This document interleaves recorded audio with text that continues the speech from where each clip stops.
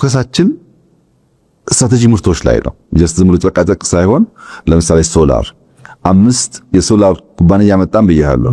100 200 ጨቃጨቅ አመተል ሊሆን ይችላል። ግን 5 ብቻ በብዙ ተፈለጠ ሀብት ይፈጥራሉ።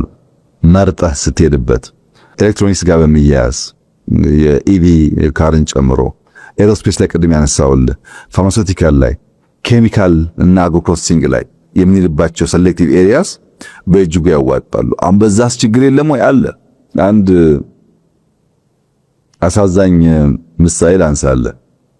ኢትዮጵያ በምግብ ብቻ ሳይሆን በመድኃኒት ራሷን ለመቻል ከፍተኛ ጥረት እያደረገች ነው እና ያንን ፖሊሲ እየሰማ ለኢትዮጵያ እንድታመርት ቅናትም ያለው አንድ ዜጋ መጥቶ ቅሊንጦ ፋርማሲውቲካል ፓርክ ውስጥ የመድኃኒት ፋብሪካ ይሰራል። የሰራው ፋብሪካ 63 አይነት መድኃኒቶች ያመርታል። ከሁለት ሚሊዮን ታብሌት በላይ በአመት ያመርታል። አሁን ያለንበትና 44% በከፍተኛ ደረጃ የሚያሻሽል ነው። መድኃኒት እንፈልጋለን፣ ችግር አለብን። ፋብሪካውን ተክሎልናል። የኛው ሰው ነው መጥቶ የሰራው፣ ያስፈልገናል። ነገር ግን የኢትዮጵያ ባንኮች የግሎቹ ብቻ ነው የመንግስቶቹ ባንኮች ለዚህ ፋብሪካ ወርኪንግ ካፒታል ብትር ከለከሉት። ከአመት በላይ ስራ ሳይሰራ ቆየ የፋብሪካ። ለምን? ፋብሪካው ሙሉ በሙሉ ሰርቶት ወርኪንግ ካፒታል አጥቶ።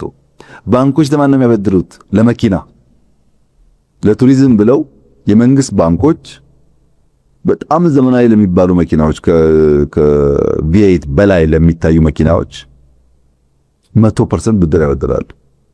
እኛ ያሰቃየናውን የቪኤት መኪና ነው ኢትዮጵያ ውስጥ መድኃኒት ነው ብለህ ብታወዳድር ማንም ሰው ጀጅ ማድረግ በሚችለው ጉዳይ የኛ ባንኮች የመድኃኒት ፋብሪካ ተሰርቶ ወርኪንግ ካፒታል አጥቶ ስራ አቆሞ ሳለ ለመኪና ያበድራሉ።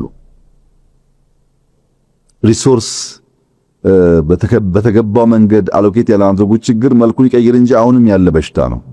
ይሄን የተከታተሉ ማድረግ ይፈልጋል። ፋብሪካው በቅርቡ ሲመረቅ ታየዋለህ እንዴት አይነት ስራ እንደተሰራ።